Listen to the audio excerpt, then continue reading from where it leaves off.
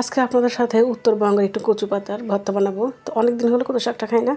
আর আমাদের যে বাড়িতে চারপাশে কচু শাক হয়ে একদম ভরে গেছে। আসসালামু আলাইকুম এভরিওয়ান, সবাই কেমন আছেন? আশা করি সবাই ভালো আছেন। তো চলে আসলাম আর একটা নতুন ভিডিও নিয়ে আপনাদের মাঝে।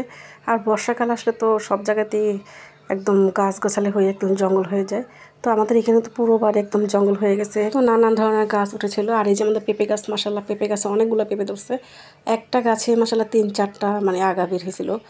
3-4টা আগার মধ্যে কিন্তু পেঁপে ধরছে। এই যে 3-4টা ডাল ধরছে আর কি, 3-4টা ডালের মধ্যেই ধরছে আর কি। মাসাল্লাহ অনেক পেঁপে। আর এইদিকে যে আমি পাতাগুলো নিয়েছি, শুধু পাতাগুলো নিয়েছি, কিন্তু আমি ডোকাগুলো নিয়ে নেই, শুধু পাতা নিয়েছি। এই পাতাগুলোই আমার কাছে ভালো লাগে বেশি। এই পাতাগুলো দিয়ে কিন্তু আজকে আমি উত্তরবঙ্গে যে কচু শাকের যে ভর্তাটা করে ওটা বানাবো।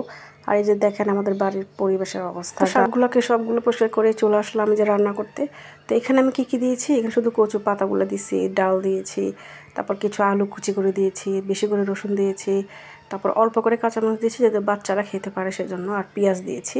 তো সব কিছু দিয়ে কিন্তু আমি এটাকে ভালো মতো সিদ্ধ করে নিব, যা সব কিছু ভালো মতো সিদ্ধ হয়ে যায়। কারা কারা কিন্তু এই কচু শাকের ভর্তাটা খেয়েছেন সবাই একটু কমেন্টে জানিয়ে যাবেন। আর কে কোন জায়গা থেকে আমার ভিডিওটা দেখছেন অবশ্যই কমেন্টে জানাবেন। আর এই কচু পাতার ভর্তাটা যারা যারা খান নাই এখনও, তারা যদি খেতে চান তাহলে এটা দেখে শিখে নেন। তো কীভাবে রান্না করতেছি আমি, আসলে কিন্তু খুবই মজাদার হয়। আমি আরেকদিনও বানিয়েছিলাম, অনেক মজা হয়েছিল। তো আমি পুরো একাই খেয়েছিলাম, কিন্তু কচু শাকগুলো খুবই ভালো লাগে আমার কাছে। আর সবাই একটু কষ্ট করে ভিডিওটা দেখবেন, স্কিপ না করে। আমার ভিডিওটা যদি ভালো লাগে লাইক কমেন্ট করে সবাই পাশে থাকবেন, আর একটু কষ্ট করে কিন্তু শেয়ার করে দেবেন সবাই। তারপর কিন্তু আমি এখানে কিছুটা হলুদ দিয়েছি যাতে কালারটা সুন্দর হয় সেজন্য, আর একটু ধনিয়া গুঁড়ি দিয়েছিলাম। তো দিয়ে এটাকে ভালো মতো নেড়ে চেড়ে উল্টে পাল্টে দিয়ে দিব। ভালো মতো সিদ্ধ করে নেবে কিন্তু, যাতে আলুটা ভালো মতো সিদ্ধ হয়ে যায়, ডালটাও সিদ্ধ হয়ে যায়। আমি কিন্তু এখানে কোনো পানি দেই নাই।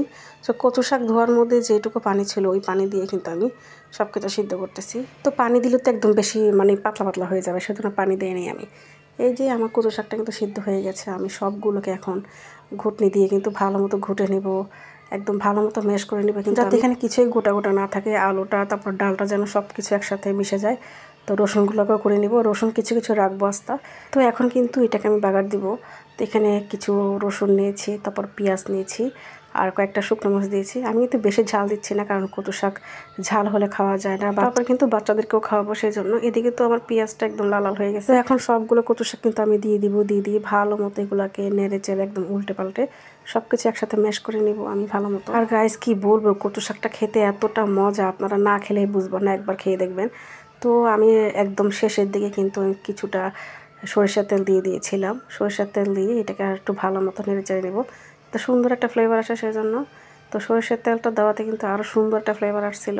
আর কচু শাকের কালারটা দেখেন মাশাআল্লাহ কি সুন্দর হয়েছে। তো কথা বলতে বলতে তো আমার কচু রান্না করা শেষ। তো এই যে দেখেন আমার কচু শাকের ফাইনাল লুক। তো এই যে দেখতে কতটা সুন্দর হয়েছে। তারপর কিন্তু আমি কখন খাবো তর্স হচ্ছে না, তো গরম গরম ভাত দিয়ে খাবো এটাকে। তো তাড়াহুড়া করে তো আমি একদম ভাত নিয়ে বসে গেলাম খাওয়ার জন্য। এই যে আমি কচু শাক একদম বেশি করে নিয়ে নিয়েছি, তারপর যে লেবু নিয়েছি, লেবু দিয়ে আমি খাবো। তো লেবুটা নিয়েছি যাতে একটু টকটক লাগে, ভালোই লাগে। তো বাসায় কিন্তু আচার ছিল না, তো আমার কাছে লেবু ছিল, লেবু দিয়ে খাচ্ছিলাম। এদিকে তো আর তর্স হচ্ছে না কখন এটাকে খাবো, গরম গরম কচু শাকগুলো।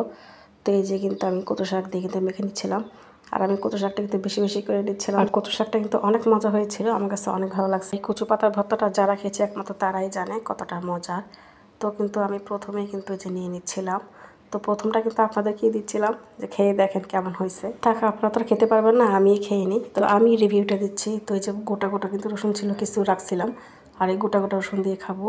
আর রসুনের ফ্লেভার তো একদম ইয়াম্মি লাগছিল। আমি কিন্তু রসুনটা বেশি পছন্দ করি, তো আমি রসুনটা সব খাবারের মধ্যে একটু বেশি বেশি দিই।